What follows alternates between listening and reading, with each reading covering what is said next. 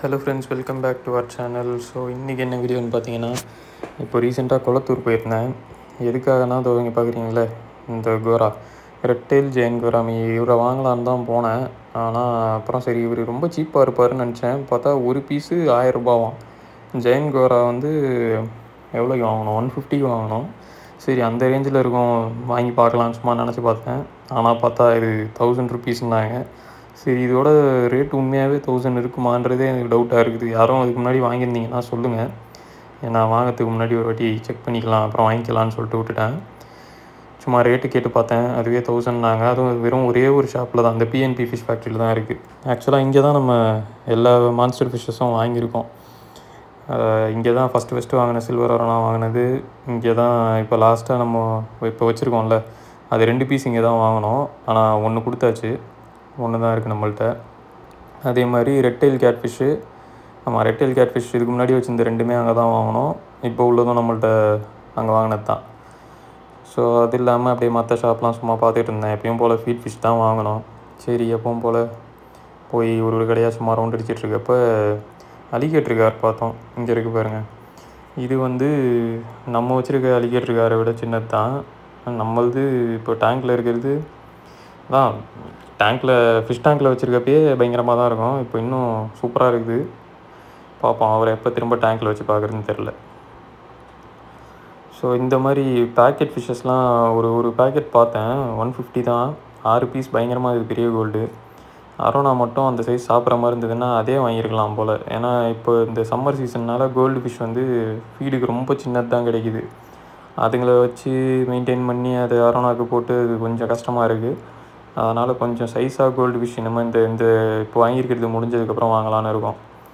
இது பார்த்திங்கன்னா டேடி அக்வாரியம்னு நினைக்கிறேன். இந்த கடையில் தான் நம்ம அலிகேட்டர் கார் வாங்கினோம். ஆனால் ரேட்டெல்லாம் என்னன்னு தெரில, ரொம்ப ஓவராக இருந்தது இந்த வாட்டி. அரோனா தான் நிறையா குட்டி கிடந்தது. அது இல்லாமல் ஒரு அரோனா ஒன்று பார்த்தோம், அதை நான் அந்த வீடியோவில் அட்டாச் பண்ணியிருக்கேன் பாருங்களேன். செம்மையாக இருந்தது. 8 வருஷத்து மீனாக அதே கடையில் வாங்கி திரும்ப கஸ்டமர் அங்கேயே ரிட்டர்ன் பண்ண மீன். ரேட்டு 10,500. அது நான் காட்டுறேன், இந்த வீடியோவில் வரப்போ சொல்கிறேன். யாரும் ரெட்டெயில் ஜெயின் கோரா வளர்க்குறீங்கன்னா இல்லை வச்சுருந்தீங்கன்னா அது எவ்வளோக்கு பர்ச்சேஸ் பண்ணிங்கன்னு சொல்லுங்கள் கமெண்ட்டில். நம்ம வந்து ஒரு ஃபிஷ் நெட்டு அப்புறம் எதனா ஃபிஷ்ஷஸ் வாங்கலான்னு தான் பார்த்தோம். இந்த கடை புதுசாக இருந்தது. இந்த பேரட்டு சும்மா அந்த பல்காக இருக்குல்ல, அது இல்லை, இந்த பிளாக் டிசைன் இருக்குது பாருங்கள். இது பேர் வந்து 3500.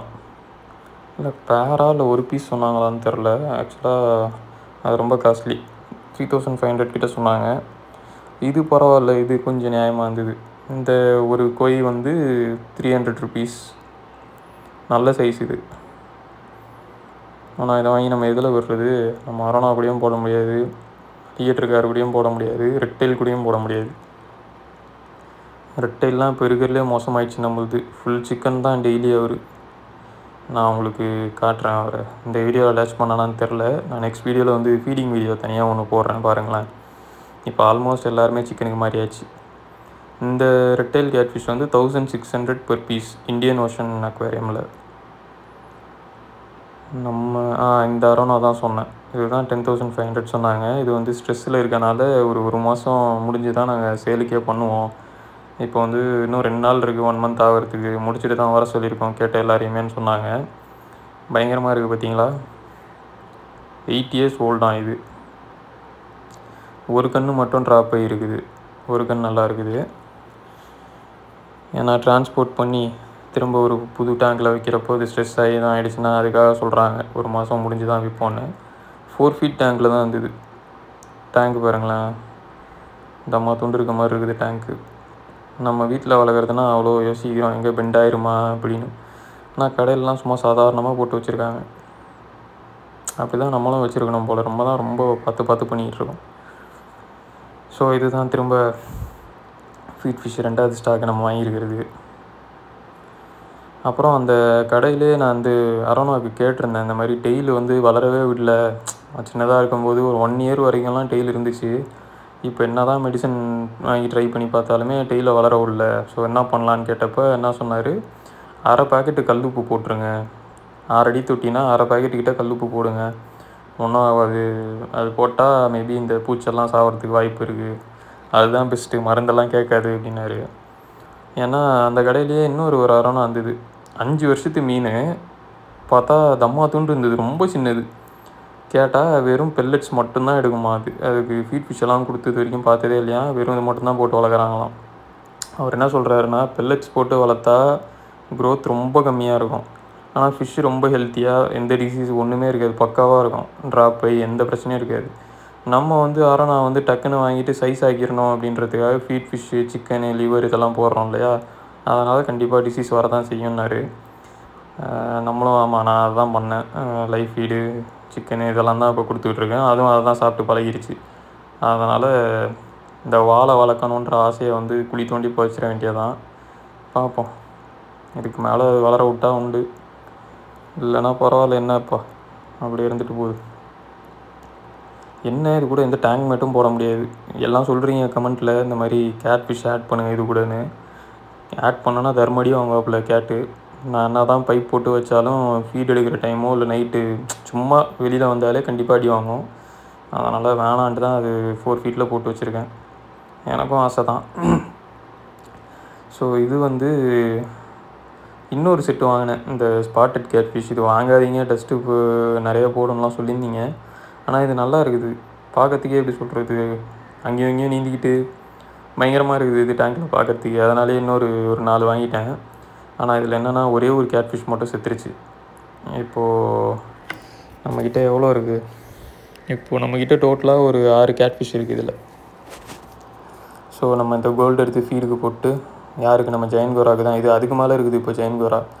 ஃபுட்டு, சிக்கனு, மீன் எதுனாலும் ஃபஸ்ட்டு நிற்கிறாப்புல. அதனால் ஃபீடில் இப்போ லைஃப் ஃபீடு தான் ஓவராக கேட்குது இது, அதுக்கும் இப்போ வேறு வழி இல்லாமல் போட்டுட்ருக்கேன். இது இந்த டேங்க்லேருந்து அரோனாவை கடிக்கிறதுக்கு ட்ரை பண்ணுறாப்புல. இந்த பக்கம் வந்தாலே அப்படி சண்டைக்கு நிற்கிது ஜெயின் கோரா. ஆனால் தூக்கி போட்டால் கண்டிப்பாக அரோனாவை பயங்கரமாக அட்டாக் பண்ணும். இது பார்க்க தான் இது சின்னதாக இருக்கும்.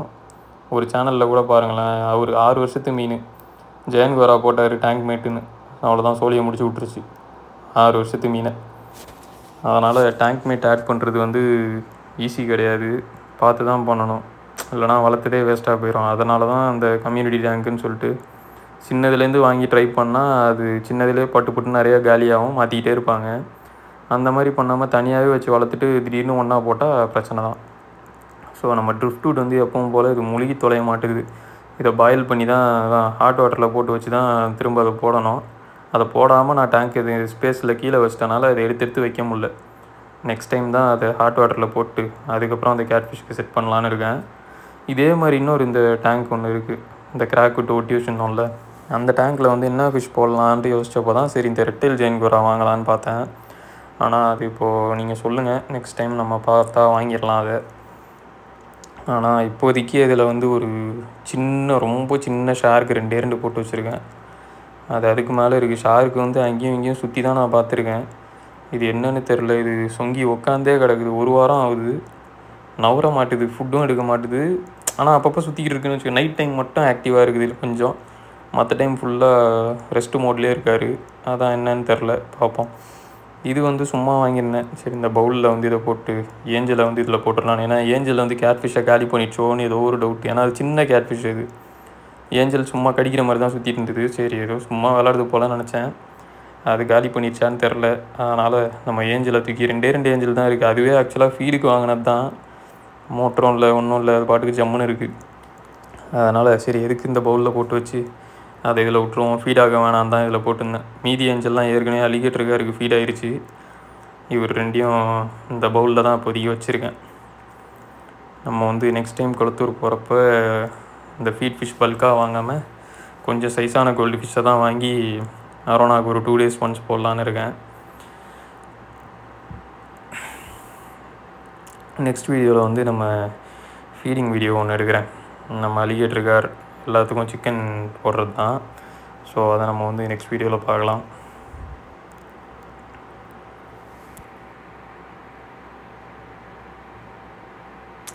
இது ஒரு கையில் வீடியோ எடுத்துக்கிட்டு சும்மா போட்டுட்டு இருந்தேன்னா அது பொத்துன்னு போட்டாலும் இது எங்கே கிராக் ஆகிட போகுதுன்னு கொஞ்சம் பொறுமையாக வச்சுருந்தேன். அதனால் இந்த கிளிப்பு கொஞ்சம் லேட் ஆயிடுச்சு. ஸோ இதோட இந்த வீடியோ அவ்வளோதான் ஃப்ரெண்ட்ஸ். நம்ம வந்து நெக்ஸ்ட் வீடியோவில் பார்ப்போம். சேனலுக்கு சப்ஸ்கிரைப் பண்ணி சப்போர்ட் பண்ணுங்கள். அதே மாதிரி இந்த ரெட் டெயில் ஜெயின் கோரா பற்றி உங்களுக்கு ப்ரைஸ் டீட்டெயில்ஸ் தெரிஞ்சதுன்னா சொல்லுங்கள். இதே மாதிரி எப்படி சொல்கிறது, நம்ம ஜெயின் கோரா மாதிரியேவா ஹார்டியான ஃபிஷ் தான் அது. இருந்தாலும் இந்த ரேட்டு மட்டும் யாருன்னா வாங்கியிருந்தீங்கன்னா சொல்லுங்கள். நம்ம நெக்ஸ்ட்டு அதை ட்ரை பண்ணி பார்க்கலாம்.